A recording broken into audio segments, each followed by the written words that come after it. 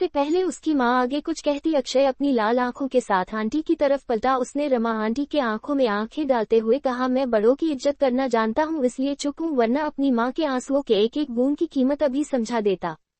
Rama aunty को अक्षय के गुस्से का कोई फर्क नहीं पड़ा। उसने उल्टा और गुस्सा होते हुए कहा, मुझे बहुत ज्यादा शांति पसंद है, इसलिए तुम जैसों के तुम मुंह भी न लगूं, वैसे भी 2 पैसे की हैसियत नहीं है और चले शेख बनने और ज्यादा लड़ने की न जरूरत नहीं है, बाहर जाकर बड़ों से जबान लड़ाना भी सीख गया है। कमीनी औरत का कमीना बेटा, साले कुकुर के प्रजाति के। रमा आंटी ने अपनी आखिरी शब्द हल्के धीमे से कहे, जितने कि यह शब्द सिर्फ अक्षय और उसकी माँ को ही सुनाई दे और दूसरे लोगों को नहीं, जो हर तरीके से इस पूरी लड़ाई को सुनने में मजे ले रहे थे। अक्षय ने जैसे ही अपने माँ के प्रति अपशब्द का प्रयोग सुना, उसका गुस्सा अपने आपे से बाहर चला गया और वह अपनी लाल आंखों के साथ आंटी की तरफ बढ़ने लगा। अक्षय के इस कदम से तो अब रमा आंटी भी अपने अंदर से हल्के हल्के डर की अनुभूति को महसूस कर पा रही थी। अक्षय आगे कुछ कहता उससे पहले ही उसके आगे उसकी माँ आ गई और उसने अक्षय का हाथ पकड़ते हुए अंदर ले गई। अंदर अक्षय की छोटी बहन चुपचाप से डरी सहमी सी बैठी हुई थी। पीछे से रमा आंटी ने चिल्लाते हुए कहा, देख ली तमीज कैसे आंखें दिखा के गया है, जैसे कि खा जाएगा। ऐसे लोग होते हैं एहसान फरामोश, जिसके घर में रहते हैं उसकी ही दीवार में छेद करते हैं। अक्षय ने जब ये सुना तो उसका खून तो फिर से खौल उठा, पर इस समय उसकी मां ने अपनी पूरी ताकत से अक्षय के हाथ को पकड़ रखा था ताकि अक्षय गुस्से में कुछ उल्टा सीधा न कर दे, जिसके लिए उसे बाद में पछताना पड़े। अक्षय ने अंदर जाकर मां से कहा, मां अपना सामान पैक कर लो, क्योंकि हम आज नहीं अभी यहाँ से दूर मुंबई जा रहे हैं। वहाँ पर मुझे ऑफिस की तरफ से एक छोटा सा घर मिला है, जिसमें 3 लोगों का परिवार तो बड़े आराम से रह सकता है, और वहाँ की सबसे अच्छी बात यह है, इनके जैसे लोग वहाँ दूर दूर तक कहीं नहीं होंगे। अक्षय का इस समय साफ इशारा रमा आंटी पर था। रमा ने यह बात साफ साफ सुन ली थी, जिस पर उन्होंने पीछे से चिल्लाते हुए कहा, देख लो सविता जी, न जाने तुम्हारा बेटा कौन से चोर बाजार में घर खरीद के आया है, क्योंकि मेरे जैसे भले लोग तो तुमको वहीं नहीं मिलेंगे। अक्षय ने धीमे से ही कहा, भले, और ये ऐसी गलतफहमी पालना इनकी सेहत के लिए बड़ा हानिकारक है। अक्षय की मां सविता जी ने दोनों की बात को साफ नजरअंदाज किया और अक्षय से पूछा, वैसे तुझे आने में कोई परेशानी तो नहीं हुई, और आने से पहले एक फोन तो कर ही सकता था ना। अक्षय ने कहा, मैं बिल्कुल ठीक हूँ, मैंने गाड़ी बुला ली है, अब बस आप चलो, और 5 बजे की फ्लाइट है। अक्षय ने फ्लाइट की टिकट अभी कुछ देर पहले ही बुक की थी। पहले तो उसने सोचा था कि घर आकर आराम से 3 से 4 दिन रहकर जाएगा, पर जो कि अभी हालत थे उनके हिसाब से तो यहाँ का एक एक सेकंड एक एक घंटे के समान लग रहा था। सविता जी ने चौंकते हुए कहा, क्या गाड़ी बुला भी ली, पर इतना सारा सामान कैसे जाएगा मुंबई, और इतनी जल्दी तो नहीं हो पाएगा। अपनी माँ की बात सुनकर अक्षय ने उनके कंधे पर हाथ रखते हुए कहा, माँ सब हो जाएगा, आप बस अपना कोई बहुत जरूरी सामान रख लो, वहाँ कपड़े बर्तन सब कुछ पहले से ही है, और वहाँ बस अब आपके लिए सरप्राइज है, वह तो जाने के बाद ही पता चलेगा। उसकी माँ अपनी जगह से उठी। भले ही वह अपने भाव को छुपाने में सक्षम थी, पर अपने बेटे की कामयाबी देखकर वह अंदर तक खुश थी। उन्होंने ऊपर के एक दराज से अक्षय के पिता की कुछ आखिरी निशानी अपने साथ रखते हुए कहा, मेरे लिए तो बस यही सबसे मूल्यवान है। ये कहते हुए उनकी आंखों में एक बार फिर आंसू आ गए। अगर वह भी यहाँ होते तो कितना अच्छा होता। उन्होंने अपने आखिरी शब्द एकदम धीरे से कहे थे, पर फिर भी अक्षय ने इनको साफ साफ सुन लिया था। सविता जी ने अपने आप को संभाला और सामान रखकर तैयार होने चली गई। कुछ ही देर में सब तैयार हो गए। तभी अक्षय ने किसी को फोन किया और कुछ देर बात करने के बाद अक्षय ने एक थैंक्स के साथ फोन कट कर दिया। दरअसल ये फोन और किसी को नहीं, अक्षय ने शुक्ला परिवार के हेड को किया था। शुक्ला परिवार पर अक्षय के बहुत से एहसान थे, जिन्हें चुकाने का मौका उन्हें आज मिला था।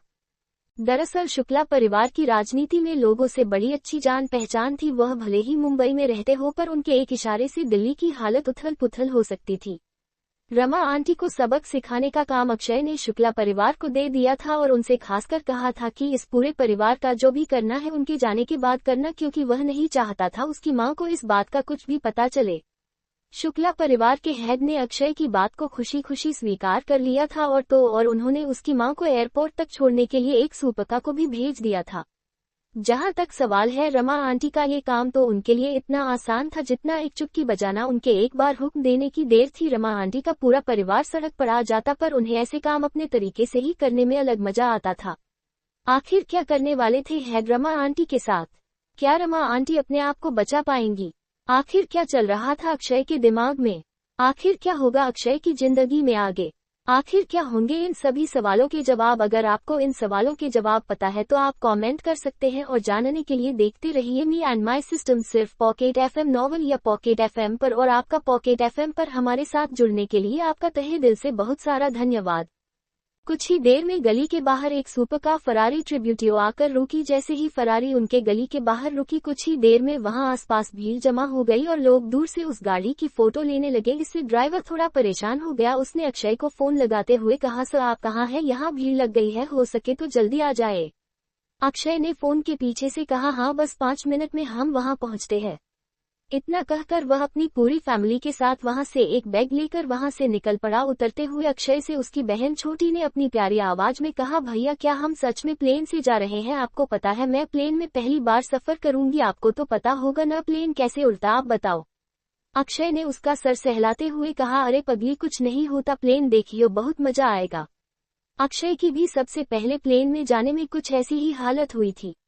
ये सब सोचते हुए उसके चेहरे पर एक मुस्कान आ गई। तब तक वह गली के लगभग बाहर आ गए थे, पर आगे उनका रास्ता भीड़ ने रोक रखा था। सविता जी ने चिंता में कहा, यहाँ क्या हो गया, कोई एक्सीडेंट हुआ है क्या? अक्षय ने धीमे से कहा, माँ क्या आपको सच में लगता है किसी के एक्सीडेंट होने पर इतनी भीड़ जमा हो सकती है?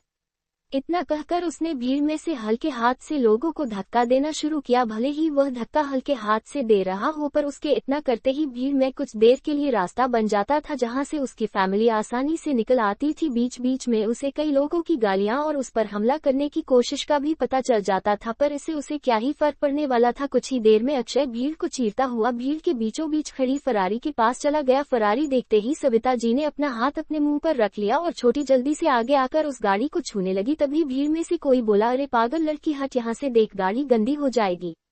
अक्षय ने उस इंसान की बात को सुनकर छोटी को गोद में उठाकर वहां से थोड़ा दूर किया और सीधा जाकर गाड़ी के अंदर बैठ गया।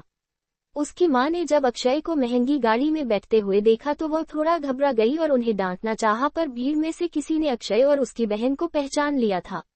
वह और कोई नहीं, सजीव रमा आंटी का सबसे बड़ा वाला बेटा था, जो कि अक्षय से 10 साल बड़ा था, पर उसके पास करने के लिए अब तक कोई भी काम नहीं था। बस अपने दोस्त के साथ नकारा घूमना उसका रोज का काम था। वह भीड़ से थोड़ा आगे आया और ड्राइवर के पास आकर बोला, देखिए भाई साहब, आपकी गाड़ी में कोई नकारा लड़का आकर बैठ गया है, आप जल्दी से इसे निकाल दीजिए, ऐसे न निकले तो हम मिलकर इसकी हड्डी पसली तोड़ देंगे।